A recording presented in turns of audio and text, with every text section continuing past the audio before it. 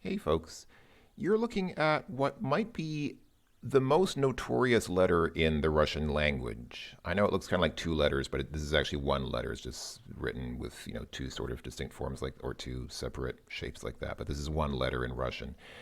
This is often cited as the letter which no person can speak unless they're a native Russian speaker. It has kind of a unique pronunciation to it, which is not really used as far as I know in any other language. Now, one of the most intimidating things about the Russian language to people who are not familiar with it, of course, is the Russian alphabet, which is a Cyrillic alphabet. And for most people, learning a foreign language is hard enough because you have to learn different words, and often the grammar is different. It's hard enough without having to learn a new alphabet as well. But most people who've studied Russian will agree that learning the alphabet is actually probably the easiest thing about learning Russian. The Cyrillic alphabet and our so called Latin alphabet used by most Western languages both derive from the Greek alphabet. And so, for this reason, many letters in both alphabets are identical. So, for example, let me go ahead and show you some Russian letters. For example, this is the oh, not that one. That's not a letter that might be very familiar. Let me crank up my text size here a little bit. What I want to do is, yeah, there we go. That's the O. The Russian letter O is the same as our letter O. The K is almost the same. Russians tend to write the K with a little bit of a curve like that. If I switch to a Latin alphabet and type a K now, see the difference? So most Latin alphabets write the K with straight lines like that, and Cyrillic alphabets tend to have a curvy kind of K like that. But otherwise, it's basically the same letter. I mean, you can recognize it. What else is the same? The A is the same. That's a Russian or a Cyrillic A. So many of the letters are completely identical, and even most of the letters that look different still represent sounds that are familiar to us. They just have different visual representations.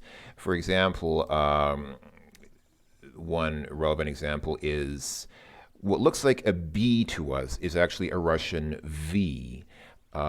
Which I guess is kind of, some people, I guess this is especially common among people who speak like Spanish as a native language. They will often mix up B's and V's. Like if you hear people say something like very good, often they'll say something like very good because they sort of mix up the B and the V because the sounds are similar to them. So this is a V sound or what it looks like in Russian. Um, and some stuff like this is a Russian L, which actually derives from the Greek lambda character, which is familiar to people who've played Half-Life because it's the same character basically. And this is a Russian F, which also derives from Greek. So, these are just one-for-one swaps of letters that we know. So these are sounds that we know. They're very familiar to us. It's just, yeah, they look different, but there are only 33 letters in the Russian alphabet. So how long do you think it'll take you to get used to 33 letters, especially considering that most of them are familiar to us already? I mean, you can get used to the alphabet in a few weeks easily. So the Russian alphabet's really not that difficult to learn. And some Russian letters are interesting because they make different sounds, or they kind of combine different sounds. For example, this, not that, that. That's the Russian E, which looks the same as our E, but it makes a different sound. This letter in Russian makes a sound like yeah. That's right. It's like there is an invisible. It's almost like there's an invisible Y before the E. It's not e but yeah. So, for example, this is why if I write out the Russian word niet, this is the word "niet," which most of you probably know. It means no, like as the opposite of yes in Russian. It looks like het, but this is actually an N. But yeah, it's not net, it's "niet." So the E basically it combines effectively two sounds in one letter. So first there's the E sound, and then there's the E sound. So it's like the "niet." And I mention this because when I was thinking about, that letter that's really difficult to pronounce, if I go back again, that's this letter here. This letter to me, I think one of the reasons why I had so much trouble with this letter, I think one of the reasons why many people have trouble with this letter is partly because I think, and this is just my opinion, that it combines two sounds in one. Now, this might be controversial, and I should add the disclaimer that I'm not a I'm not a linguist. I'm not even a native Russian speaker. I'm just a person with ears who is capable of hearing things. And when I got used to this letter, it sounded to me like it makes two sounds. So the basic sound, if you will, sort of the base sound of this letter sounds to me kind of like ugh. Now that is, it sounds almost comical. It sounds almost like a parody of a sound. It's, if you hear somebody say ugh, it sounds like you just got kicked in the chest or something. It's not a sound that you would naturally make in any other language that I'm aware of. And if you made that sound, without any context, people would probably think that you're making fun of something or someone. It sounds almost mocking, but no, it's really the sound of this letter.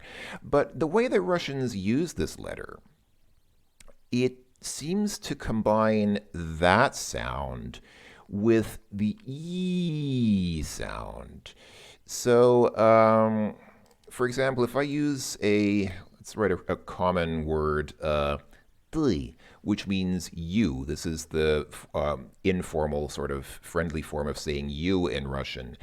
And it's pronounced ты. Now you hear how there's sort of two sounds there. You start off with that sound, which I mentioned, but then becomes the more normal E sound. So it's not ты, but it's more like ты. The reason I mention all of this is because I've asked several Russians, do you think that this letter has two sounds? Do you think that it combines two sounds? And they all deny it. They all say, no, it's just one sound. And I think that this is probably because they grew up with the sound and it has one letter. And so to them, it's just one letter, one sound. But if you think about it, we in English have a lot of letters that do this as well. I'm going to switch to English for a bit, and let me write something like, I'm just going to write a common English word, take. Now, what sound does this letter make to you? In your mind, you think, well, it makes a sound like a letter A. A, very simple, right? One letter, one sound. But listen to how you say it. A. There's a transition there. It's very clearly not just one sound. This vowel is not making one sound. It's two sounds. It goes from A to E. I don't talk something. I take something. You hear that transition? Now, many of you might know what a diphthong is, especially those of you who played King's Quest VI, because there was that character in King's Quest VI who was called Diphthong and only spoke in diphthongs. But a lot of people, I think, are under the impression that a diphthong occurs when two vowels come together. So a word like loud, there's a diphthong here, right? Ow. Or, I don't know, a word like boil. Boil. Obviously, there's obviously two sounds there. There's two vowels that come together, and they form an obvious transition between their two vowel sounds in the middle of the word. But what I think a lot of people don't recognize is a diphthong can arise from just one vowel. So again, a word like take. This is a diphthong with just one vowel. The A is a diphthong. It has two sounds in it. And just as a side note, just as a kind of point of interest, there is such a thing as triphthongs, where a vowel actually makes three sounds, and they're actually not that rare in English. They occur in, for example, words like tire. Listen to how you pronounce this word, tire.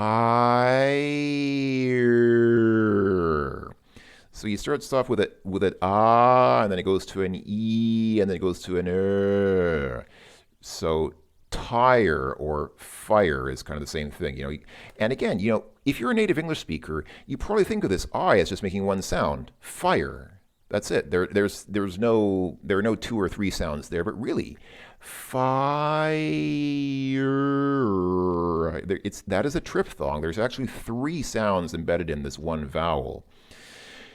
So we, well, I say we, I mean, maybe not all of you are native English speakers, but you have a native language.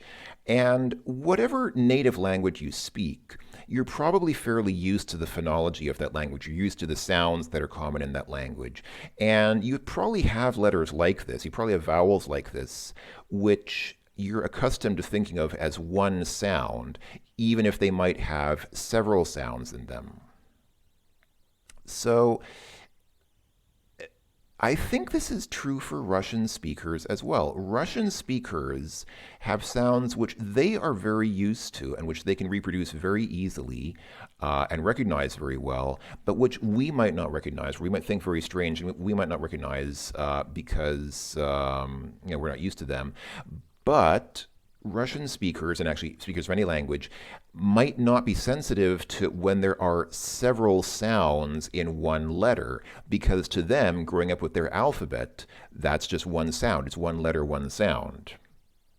So just to give you an example of some sounds, I'm just going to divert a bit and talk about another sound, which kind of interesting in Russian because, yeah, this is the zh. This is the Russian letter zh, which, by the way, it looks kind of weird. It looks kind of like a six-legged, like an insect or something almost, but it's actually a K that's been horizontally spun and mirrored. So it's you can see it's actually defined visually as a K that's been horizontally mirrored on its vertical stem or whatever. So this letter makes a zh sound. Now, this letter is probably, the sound is familiar maybe to speakers of French, because this sound is very common at the beginning of French words like je suis. But English speakers seem to find this sound very unfamiliar. They think it's difficult to make, which is funny because this sound definitely exists in in English. If you think about English words like, for example, treasure, what sound does the S here make? It doesn't make an S sound. It's not tresser. It's treasure. And lest you think that this is a one-off case, it's not only the S, it's also, the sound also appears in names like, for example, George. Now, this one has a sort of a plosive at the beginning, so it's not George, it's, maybe in French it is, but it's George. But if you listen to the sound after the plosive, that is the same sound, basically, as the Russian zh, which is funny because English speakers know this sound. English speakers can make this sound. As I said, it appears in English words like that. But English speakers are not used to the sound occurring at the beginning of the word, as it, excuse me, as it does in Russian words like жить, for example, which means to live. So if you hear an English speaker trying to pronounce this word, they'll probably say something like jit. They'll probably pronounce this like a J, and they'll say jit.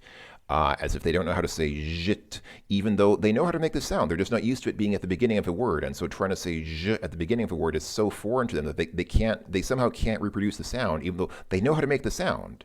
You can get it with a bit of practice. It's just we're not used to pronouncing this at the beginning of words because it doesn't occur at the beginning of words in English languages, or in English languages, in English words. So, yeah, there are sounds that you get used to, and then there are sounds that you're not used to. Another example, and I think this is a very interesting example if you want to learn Russian. In Russian, there's this letter and there's this letter. Now, this letter is basically the sh sound. And that sound is very common in English. Everything from words like shirt or shove or shave to, it also occurs in the beginning of words like brochure or, I don't know, use your imagination. This sound is very common in English. In Russian, it's just one letter. This letter looks similar and it sounds very similar, but it's different. Now, a lot of people trying to explain this letter will explain it by saying that it's kind of like, it makes a sh sound, kind of like in the phrase, whoops, helps if I have Latin letters here, fresh cheese. If you think about this part here, that sh, a lot of people will explain this Russian letter by saying it makes that sound, makes a sh sound. But I don't think that's true. Listening to Russians pronounce, make this bigger here. Oops. Oh, I lost everything because I clicked out of the text box. Sorry. Let me delete this and go back to. I should make a larger text box here. I'm using Paint. It's kind of awkward to do stuff in Paint, but I like to use Paint because it's difficult. So yeah. So this letter, to my ears, makes a sound very similar to the first letter. It sounds a lot like sh, but it's a little more harsh. I guess you make it with the tongue sort of more towards the back of your mouth, so it's like.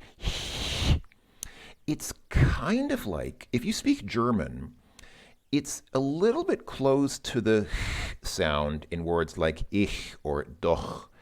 No, wait, not doch. Doch is the other ch. This is more like ich or I'm trying to think of another word now that has. You get the idea.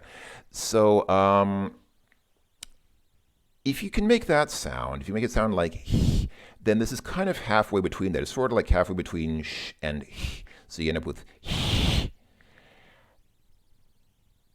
If you just listen to me making those two sounds, you probably think they sound like the same letter. A native English speaker would say that's the same thing. It's the sh sound. But Russians are very sensitive to the difference between these two letters. Russians will very much pick up on the difference between these two sounds because they're two different letters in their language. And because they have two different letters in their language for these sounds, Russian ears are very sensitive to the difference between these sounds, even though I think most native English speakers would say it's the same sound. It's sh, like in shoot. It's just a sh sound. There's no difference. But Russians will say no. Two totally different sounds, two different letters, two different sounds. So, coming back then to the star of the show, I mean, this video is mainly about this letter. I honestly think, and this is really my sincere opinion, as I said before, this is two sounds and Russians just don't know it. They just don't realize that this is an and an e. It's never really occurred to them because they think of this as one letter. Now the good news is, if you're learning Russian and you need to make this sound, there's good news. It's easy to make that transition. It's easy to go from to e because the sounds are similar. So, just if you make the sound and transition to an e, it's like e. It's not that difficult to make that transition. Some transitions are difficult for me to make. Like I have enormous difficulty, like surprising amount of difficulty saying, for example, the Spanish name Pedro. Somehow just going from I can make a rolled R, but just going from the D to the rolled R just does not come naturally to me. So whenever I try to say it, it's like Pedro. There's like that pop between the D and the R. I just can't transition naturally from making a D to a R. Pedro. It just doesn't work for me. It seems easy, but when I try it, it just doesn't work for me. But if you try to go from to E, come on, there we go. Is not a difficult transition to make. So once you figure out how to make the sound, then that transition is easy to make. Now, if you know a native Russian speaker, if you know somebody who speaks Russian natively, ask them, if you're curious, ask them to pronounce this letter very slowly as slowly as they can. And you'll probably hear the two sounds in their pronunciation, even if they're not aware of it, even if they swear that it's just one sound.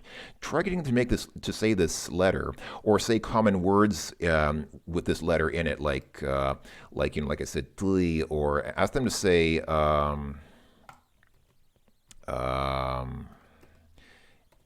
Ask them to say vychod, which means exit. Ask them to say vychod very slowly, and you'll very clearly hear it's not one sound. It's vychod. So, yeah. I realize that people will disagree with me. People are going to say, no, you're totally wrong. It's just one sound. Or other people, there's probably going to be a minority who agrees with me. But what can I say? I might be wrong. And again, I might be saying it wrong. Obviously, I'm not a native Russian speaker. I'm just saying what I've heard. So when you're pronouncing this letter, try to get used to making that transition. Try to get used to saying and then go from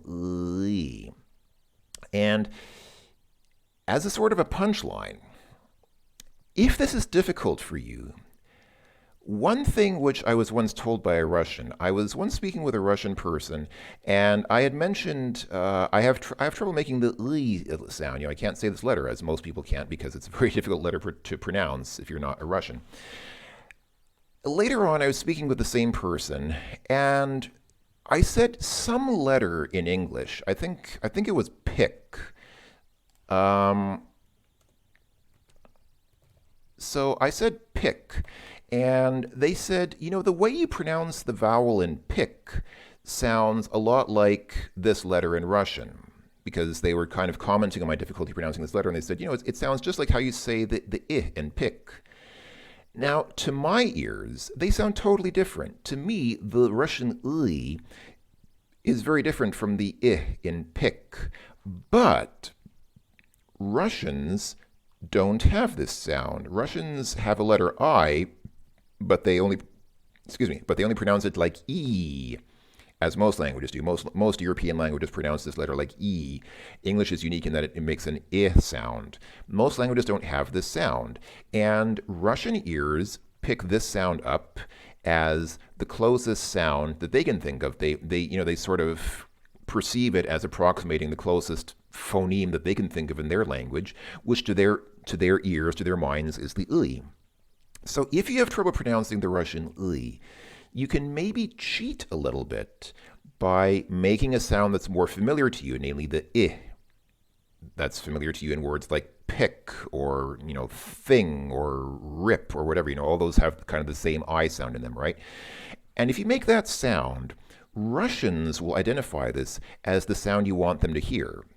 It might sound odd to them, but they'll probably recognize it as the I because that's the closest sound in their language. So if you want to cheat and try to say some things in Russian in a way that Russians will recognize, you can try to just say I, and they'll probably understand. Of course, if you want to learn Russian properly, I would suggest learning to pronounce this letter the proper way. But that's kind of a little cheat, and it's really interesting to think about and to realize that they don't understand this sound because they don't have this sound in their language. It's kind of like there are tribes that live in the jungles of like South America, and they've done experiments on these tribes, and these tribes have an uncanny ability to pick out shades of green, of the color green.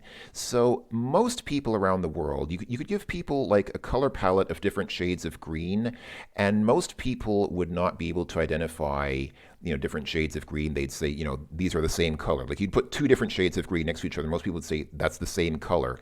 But these people who live in the jungle, right away they would say, no, that's different. I can see the difference in the shades of green because their eyes have been so adapted to picking out shades of green because they live in the jungle, and so that's the color that they see the most.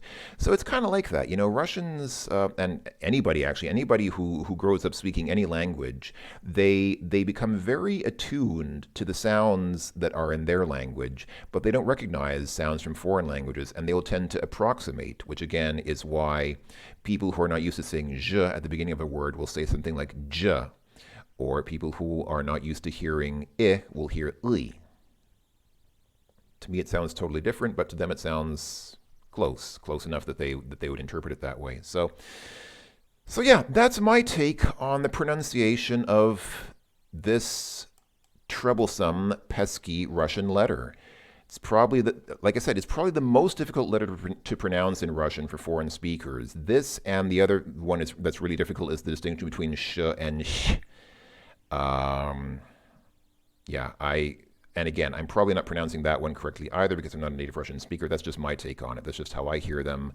But what do I know? I speak English natively, and I learned Russian as a foreign language, so I probably don't pronounce it very well. Anyway, that is all I wanted to say. That's my take on pronouncing "ly." Thanks for watching, everyone. I would be very interested in feedback from people who either are Russians or have experience learning Russian. Have you had similar experiences with the letter "ly"? What are your experiences with trying to make this sound, or other people who you've met who have tried to make this sound?